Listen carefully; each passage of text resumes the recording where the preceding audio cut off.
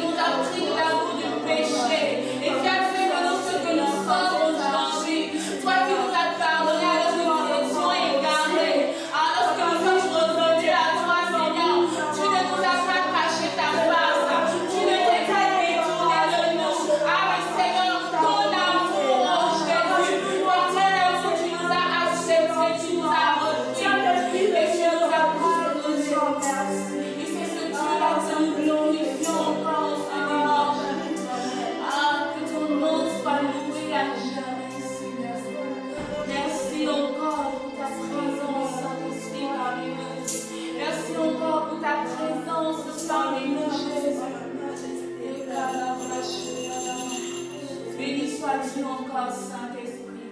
Merci pour ta présence, Seigneur. Merci parce que tu es là, nous le savons. Merci parce que tu es présent en ce lieu, Seigneur. Tu es là pour changer une vie, pour transformer une vie. Béni sois-tu encore, Père éternel. Au nom de Jésus. Amen. Amen. Amen. Est-ce que tu peux acclamer? Alléluia. Amen. Notre Dieu est tellement bon. Amen. Notre Dieu nous a fait tellement de bien. Et il continue de nous faire du bien. Amen. Maintenant que nous avons terminé de chanter, de prier, place à la parole. Amen. Alors, chers amis, comme tous les dimanches, on aborde un nouveau sujet. Mais avant, qu'est-ce qu'on a vu le dimanche dernier? Tata Anne-Catherine, de quoi est-ce qu'on a parlé dimanche dernier? Le dimanche dernier, on a parlé du roi Ézéchias. Le roi Ézéchias. On a dit que le roi Ézéchias, il a honoré Dieu durant toute sa vie et qu'il était un serviteur. Il a honoré le Seigneur. C'est ce que nous avons parlé hier, du moins le dimanche dernier, donc pour moi. Donc on a parlé du roi Ézéchias qui est celui-là qui a honoré Dieu. Et en ce dimanche, nous allons voir un autre roi. Comment il s'appelle? Devine un peu. Essaye un tout petit peu de réfléchir. Manassé. Alors je sais que tu as ta Bible. Tu vas aller dans 2 Chroniques 33, le verset 1 à 20. Nous n'allons pas lire, hein, donc tu vas lire chez toi parce que c'est très très long. La Bible nous parle du roi Manassé. Mais qui est donc Manassé? C'est quoi la particularité de ce roi? Qu'est-ce qu'il a fait ce roi? Pourquoi est-ce que la Bible nous parle de lui? Nous allons le voir aujourd'hui. Donc j'espère que tu es prêt. J'espère que ton cœur est bien disposé pour écouter la parole de Dieu. Alors, l'histoire de Manassé. La Bible nous dit que Manassé était un jeune roi qui est arrivé au trône. Lorsqu'il est arrivé sur le trône, il était enfant de Dieu, donc il craignait Dieu. Mais quelque chose s'est passé. Est-ce que tu sais c'est quoi? Est-ce que tu as envie de savoir? On t'a Anne-Catherine. Mais qu'est-ce qui s'est passé dans la vie de Manassé? Quand il est arrivé au trône, il était enfant de Dieu, il craignait Dieu. Mais même quand il y a un événement qui s'est passé, quelque chose a changé dans sa vie. C'est quoi cette chose? Manassé, nous lisons dans Chronique que Manassé a désobéi. Il a fait un culte aux idoles. Il a fait un culte aux idoles. Il s'est détourné de la voie du Seigneur. Est-ce que tu sais quoi faire un culte aux idoles? C'est lorsque tu adores notre Dieu. Dès que tu as chez toi une statuette, tu t'agenouilles, oh, béni sois-tu, loué sois-tu. C'est ça faire un culte à notre Dieu. Et c'est ce que Manassé a fait. Et la Bible nous dit qu'il n'y a qu'un seul Dieu. Il n'y a qu'un seul Dieu que nous devons adorer. Lorsque Manassé est arrivé sur le trône, il s'est éloigné de la voie du Seigneur et il a commencé à adorer d'autres dieux. Il a incité également son peuple à venir adorer d'autres dieux. Il a commencé à pécher, il a commencé à faire tout ce qui était contraire à la volonté de Dieu. Est-ce que ça c'est une bonne chose? Est-ce que ça c'est bien? C'est pas une bonne chose, mes amis. On ne quitte pas la voie du Seigneur, on ne s'éloigne pas de ce que Dieu nous dit. En tant qu'enfant de Dieu, nous devons rester fidèles à la parole de Dieu. Nous continuons l'histoire de Manassé. Donc il a commencé à adorer d'autres dieux, il a commencé à adorer des statuettes et autres. Il s'est détourné de la voie du Seigneur. Mais qu'est-ce qui s'est passé? Vous savez, c'est comme à la maison. Quand tu fais une bêtise, maman te regarde. Qu'est-ce qu'elle dit quand tu fais une bêtise? Elle te dit, arrête, ne fais plus ça. Arrête, ne fais plus ça. Et c'est la même chose que Dieu a fait avec Manassé. La Bible nous dit au verset 14 de 2 Chroniques 33, si je ne me trompe pas, oui, 2 Chroniques 33, le verset 1 à 20. Je cherche rapidement ce verset-là. Où la Bible nous dit, oui, l'Éternel parla à Manassé, le verset 10. L'Éternel parla à Manassé et à son peuple et il n'y fit point attention. C'est-à-dire que Dieu est venu les avertir que ce que tu es en train de faire, Manassé, c'est contre ma volonté. Je ne suis pas d'accord. Le fait que tu adores d'autres idoles ne réjouit pas mon cœur, ne me glorifie pas. Et la Bible nous dit que Manassé, il devait faire attention à ça. C'est-à-dire que Dieu lui a parlé, mais il a fait la sourde oreille. Un peu comme toi, comme on te dit ne fais pas et tu fais. Donc il a été têtu. Et qu'est-ce qui s'est passé par la suite? la mauvaise foi. Qu'est-ce qui s'est passé avec Adam? Dans la Bible, nous lisons à partir du verset 12 que lorsqu'il fut dans la détresse, il implora l'Éternel. Son Dieu, il s'humilia profondément devant le Dieu de ses pères. Comme Tata nous a parlé, c'est que quand parfois à la maison tu fais des bêtises, maman te gronde. Également, tu prends conscience de ce que tu as fait. Manassé également, il allait vers son père. Son père, c'est qui? C'est Dieu. Il a adressé des prières de repentance à Dieu, justement. Je sais que tu as compris. Donc, lorsque tu fais quelque chose de mauvais, tu adresses une prière de repentance. Donc, tu reviens à Dieu. Quand on lit l'histoire de Manassé, on se rend compte que lorsque le Seigneur l'a averti, il n'a pas écouté. Dieu s'est détourné de lui. Et la Bible nous dit que l'ennemi est venu envahir son royaume et Manassé a été capturé. Donc il est allé en prison. Lorsque tu t'éloignes de la voie du Seigneur, Dieu enlève sa main un tout petit peu pour que l'ennemi puisse te frapper, pour que tu puisses reconnaître qu'il n'y a qu'un seul Dieu. Et c'est ce qui s'est passé avec Manassé. On l'a capturé, il est allé en prison et c'est en étant en prison qu'il a pris conscience, mais qu'est-ce que j'ai fait? Pourquoi est-ce que je me suis éloignée de ce Dieu-là? Mais pourquoi est-ce que je ne suis pas restée sur les voies du Seigneur? Elle me dit qu'il s'est repenti. Il a incliné son cœur. Il a demandé pardon à Dieu. Et qu'est-ce que Dieu a fait? Est-ce que Dieu l'a rejeté? Non, Dieu ne l'a pas rejeté. Parce qu'après, nous lisons également que il lui adressa ses prières et l'Éternel, se laissant fléchir, exauça ses supplications et le ramena à Jérusalem dans son royaume. Et Manassé reconnut que l'Éternel est Dieu. Donc, Dieu, lorsque Manassé s'est repenti, Dieu a tout simplement agréé à ses prières. Et alors que Manassé était en prison, il est tout simplement reparti chez lui à Jérusalem. Est-ce que tu as compris? Il s'est repenti. Dieu a écouté. Dieu a vu la sincérité de son cœur. Et Dieu ne s'est pas dit, bon, cet enfant-là, je lui ai parlé, il ne m'a pas écouté. Donc, je le laisse dans sa misère, je le laisse dans ses problèmes. Non! Dieu a vu l'état de son cœur. Le Seigneur lui a pardonné. Et le Seigneur l'a restauré. Donc, il a quitté la prison, il est retourné dans son royaume. Et c'est valable pour toi, mon ami, toi qui me suis aujourd'hui. Peut-être que tu as fait quelque chose de mauvais, tu t'es dit, est-ce que Dieu va me pardonner? Eh bien oui, notre Dieu, c'est un Dieu d'amour. C'est vrai qu'il déteste, il a horreur du péché. Mais Dieu aime le pécheur. Lorsque tu reconnais que ce que tu as fait est mauvais, lorsque tu sais que tu t'es éloigné du Seigneur, que tu reviens à lui pour lui demander pardon, il est bon, il est juste, il est fidèle, il te pardonne tant que tu es sincère. Et tu prends surtout l'engagement de ne plus recommencer. Alors, cher ami, est-ce que ce que Manassé a fait au début était bien? Selon toi, est-ce que c'est bien de s'éloigner des voies du Seigneur? Non. Est-ce que c'est bien d'avoir un avertissement de Dieu et de ne pas tenir compte? Non. Lorsque tu t'éloignes des voies du Seigneur, reviens à la maison, reviens sur le droit chemin, reviens et marche dans les principes de la Bible. Est-ce que tu as compris, cher ami? Nous ne devons pas nous éloigner. Et même s'il arrive que tu t'éloignes, ne te dis pas que le Seigneur va te rejeter. Non, notre Dieu ne rejette personne. Lorsque tu te réponds sincèrement, il ouvre grand ses bras et il t'accueille, il te pardonne.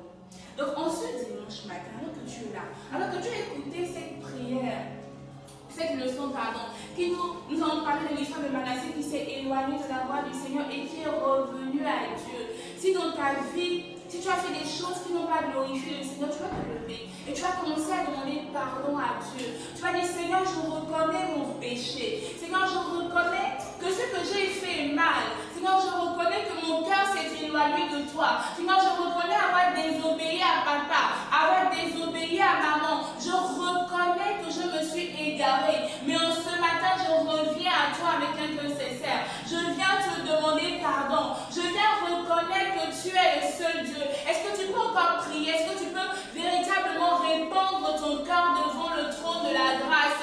Et le Seigneur qui entend, qui écoute, qui exauce, va te pardonner en ce matin. Seigneur, je viens te demander pardon pour la vie de mon ami. Je viens te demander pardon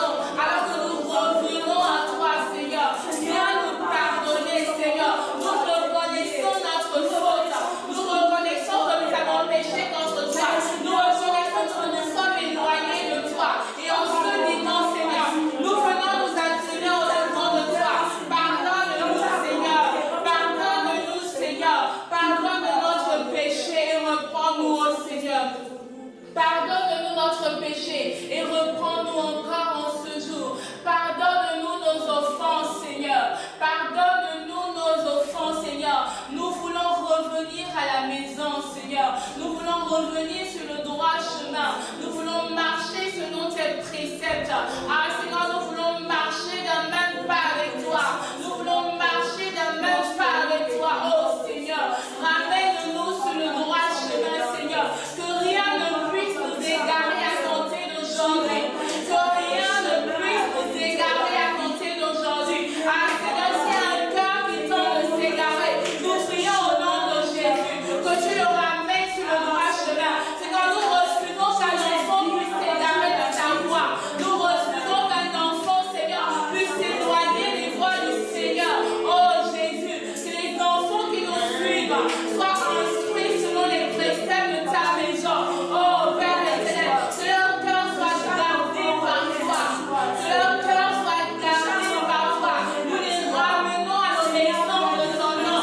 Nous ramenons leur pensée à l'obéissance de ton nom, Seigneur. Ah, l'ennemi n'aura pas la victoire sur la vie de ses enfants. Nous refusons cela au nom de Jésus. Nous refusons cela au nom de Jésus. Nous refusons cela au nom de Jésus. Pour la vie de ses enfants, Seigneur, le péché s'annule.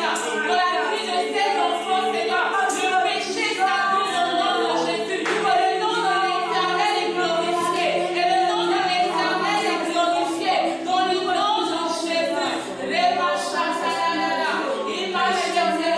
Tu façonnes le cœur d'un enfant, Saint-Esprit. Tu façonnes le cœur d'un enfant, Jésus. Tu façonnes le cœur d'un enfant, Père. Oh, Saint-Esprit. Oh, Saint-Esprit. Oh,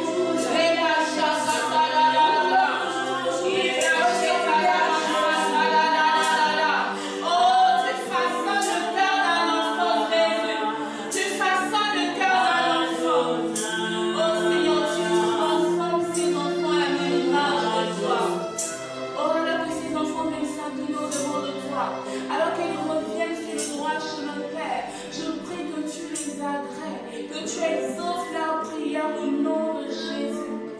Merci Saint-Esprit, merci pour ta présence, merci Jésus, merci pour ta présence, merci pour ton pardon, merci parce que tu nous rachètes et tu nous ramènes à la maison, que la gloire te revienne encore en ce dimanche.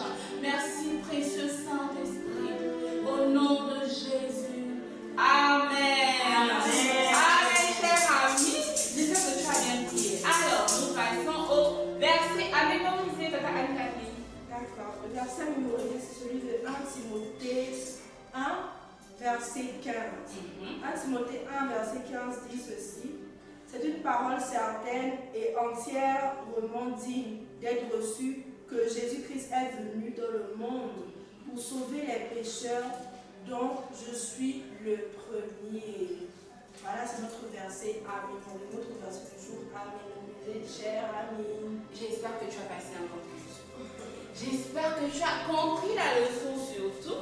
Et donc je prie que le Seigneur te bénisse abondamment, que ta semaine soit bénie, que ta famille soit bénie également